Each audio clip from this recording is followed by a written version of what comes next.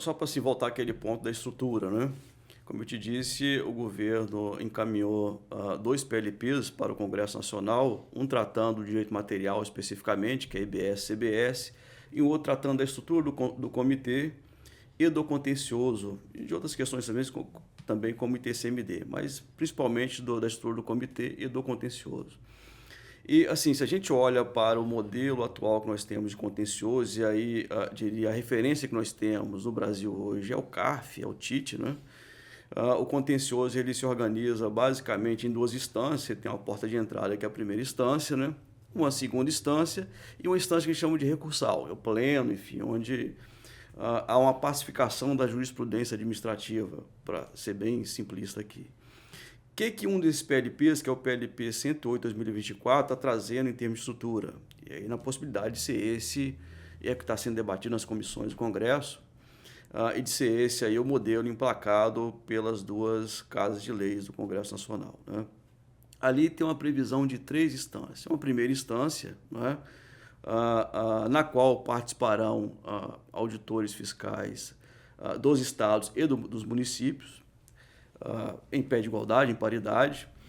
Uma instância recursal, que é a nossa segunda instância, onde também participarão auditores fiscais dos estados e municípios. Serão 27 primeiras instâncias, uma para cada estado. Elas poderão ser divididas em turmas a depender da demanda de cada estado, evidentemente. Serão 27 instâncias recursais ou segundas instâncias, também divididas em turmas aí a depender da demanda de cada estado, mas é uma para cada estado. Nessa segunda instância, além da paridade entre representações dos estados e municípios, de auditores fiscais, também participarão os representantes dos contribuintes. Como funciona hoje, mais ou menos? Como funciona hoje, basicamente.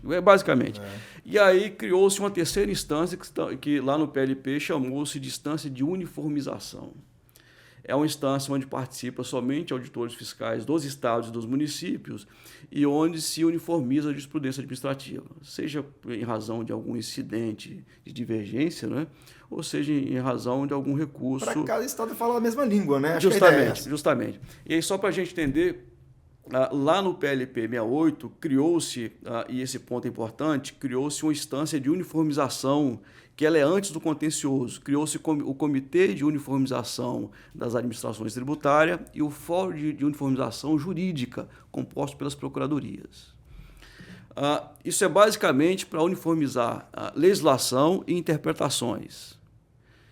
E alguma divergência interpretativa. E esse fórum, não sei se o doutor Madureira, né, ele vai ter também procuradores de todas as unidades federadas. Ali, sim, teremos representações do Comitê Gestor por meio das procuradorias e da PGFN da União, como também teremos no Comitê Gestor auditores fiscais representando todos os estados e municípios e a Receita Federal se fazendo representar.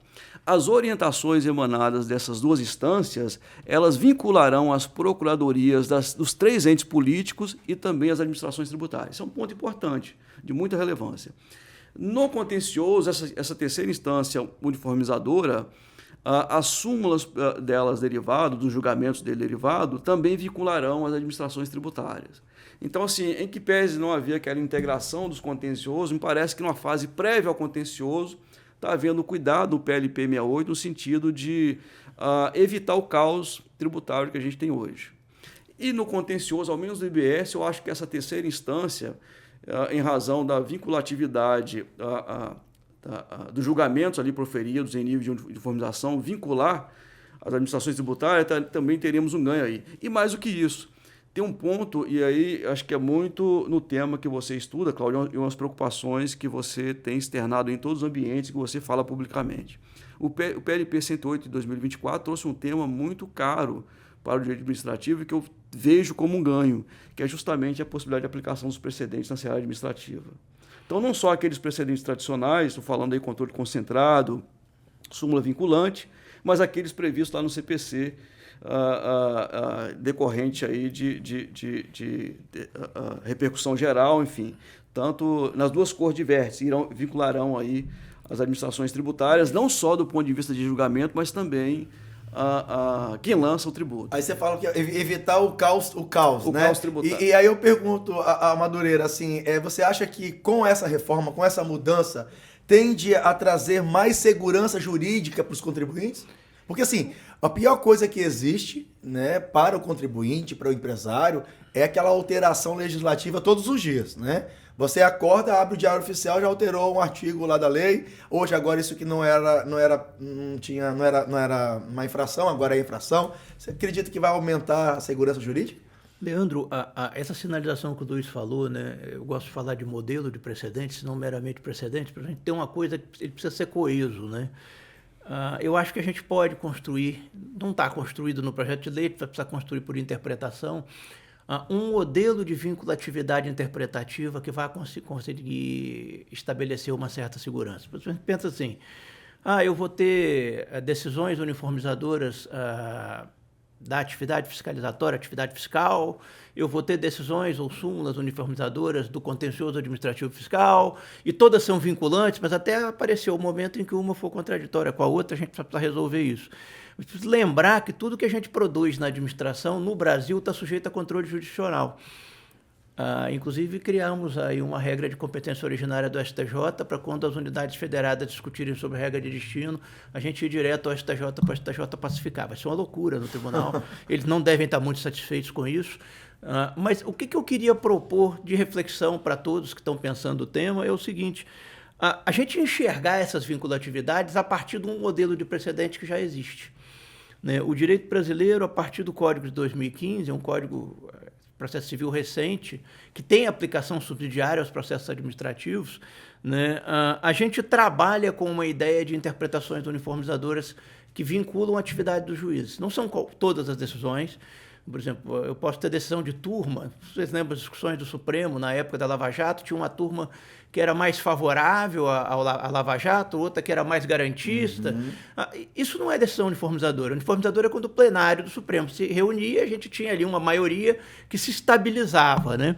Então, o modelo de precedentes, o modelo brasileiro, o modelo dos precedentes normativos formalmente vinculantes, tal que enunciado pelo meu amigo Hermes Zanetti, colega lá da UFES, né? Ele é um modelo que permite a gente olhar o sistema de interpretação de cima para baixo. A primeira proposta que a gente precisa de fazer é preciso que a administração assimile os precedentes judiciais. Nenhuma decisão uniformizadora, nem da terceira instância, nem no comitê gestor, pode ser contrária aos precedentes judiciais. Por quê? Porque não seria eficiente. Qualquer contribuinte ou qualquer unidade federada que fosse ao judiciário ia ter uma decisão diferente.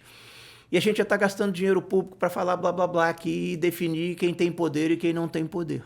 Então, quando a gente começa a trabalhar a ideia de vinculatividade de precedentes partindo do judiciário para a administração, a gente começa a falar a mesma língua, né? E aí, se a União uniformizar suas interpretações e os estados e municípios uniformizarem, CBS e IBS, há uma forte tendência que a gente pense parecido.